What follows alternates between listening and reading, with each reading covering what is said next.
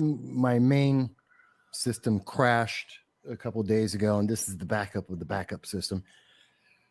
And so it doesn't matter. Anyway, I'm with you guys. The show will go on. Yeah. So we'll go on. Unfortunately, it's us they have to look at. Well, we're waiting for him to reply. Earlier today, we did put out a text on our Twitter account. We have inside source over at the NYPD was kind enough to set out a department-wide broadcast that they had gotten on. I don't know how they got it or where they got it, but it was Antifa. Mm-hmm. Threatening to burn down the entirety of New York City over the racially motivated murder of a black motorist who was stop right there. That's not correct.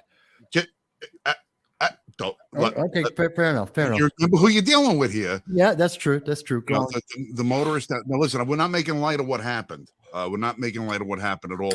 I personally have only gotten a transcript of the video, and from what I understand, that it's quite horrendous. But we had a black motorist get pulled over for some sort of erratic driving situation. He apparently was combative at the time of the arrest, allegedly resisted arrest.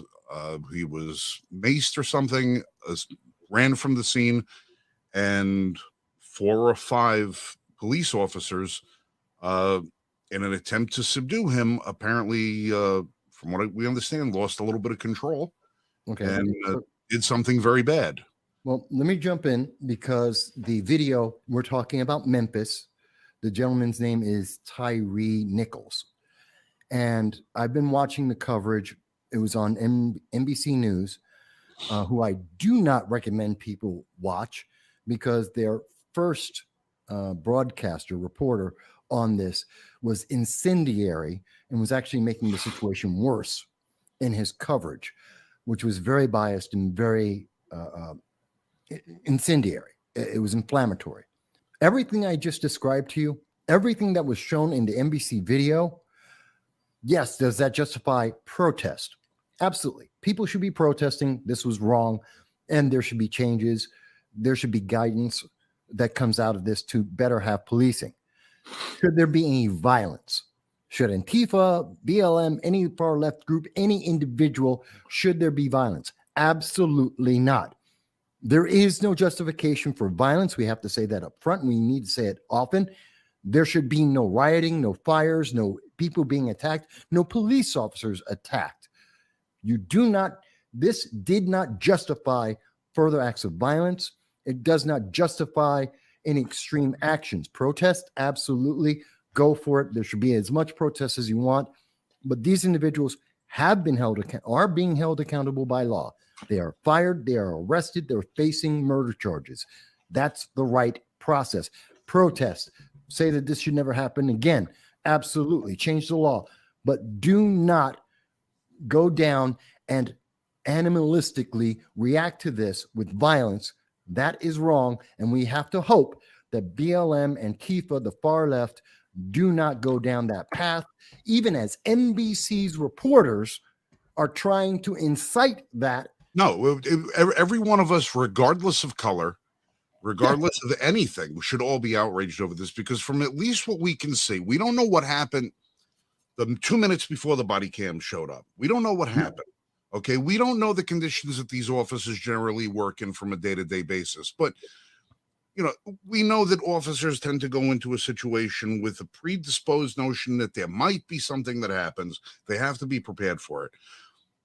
But you get to a point where you got to say, all right, there's got to be a line. There's definitely a line.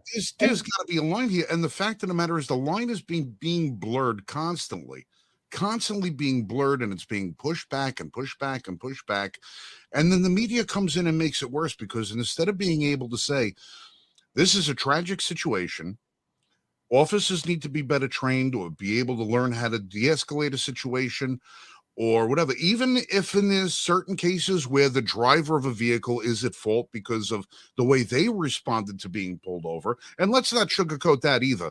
A lot of times when you get somebody that's handled a little rough, by the police department, I hate to say that the phrase brought it on yourself, but sometimes, if you're the driver and you're coming in at 11 and the officer is at a 2 or a 3, you're in Sherrod Brooks.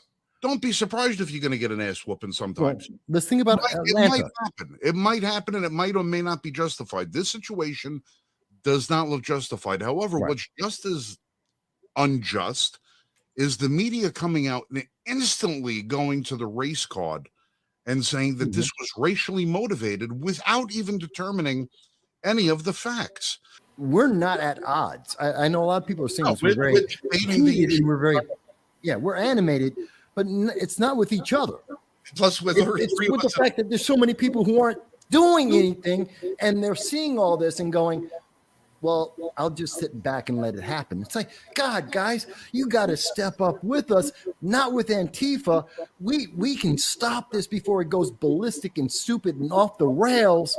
Part of that is following the Constitution. Part of it's just being fucking vocal before these idiots in Antifa ruin the whole damn thing, or on the other hand, that someone goes overboard and makes it completely authoritarian. Before we change the tax system to a flat rate for everything, we have to see exactly what the consumptions are and if whether or not that's going to wind up in a deficit or it's going to hurt people, or if we should just do the one thing that everybody should do and just eliminate the IRS completely. Well, I'm glad you bring that up, because the bill, HR 25, again, I say it because the politicians won't and the news media aren't. It actually has two things that I think are very important. Three things that are very important. One, it phases this change in. It doesn't happen overnight. So it gives and it allows for the system and the public to be able to adjust to this change in taxation. Two, it has exceptions in there to allow the public to be able to adjust. And it does take into account the differences of income. In general, places like New York, California, states with tax codes are generally going to save somewhere around 5 to 11% by making this change. Places like Florida, where there's no taxes or very low tax states, will have somewhat of an increase in the cost for the average person because they have fewer taxes being attached to them. But the next thing that it also does is it has, and these are the final two things I think are important. One, it completely defunds the IRS. And the second thing it does is it has a 7-year timestamp that if it does not work in 7 years, it can be abolished. So it's one of the few pieces of legislation I've ever seen that actually considers the consequences and the things that you're concerned about as well. This is insane, or at least they're proposing to do this. There was a bill proposed this week. It's insane that because of the politics of the NRA, they don't want to allow anyone who is licensed in New York State, fully licensed, passed all the testing, is NRA qualified to train people how to use firearms.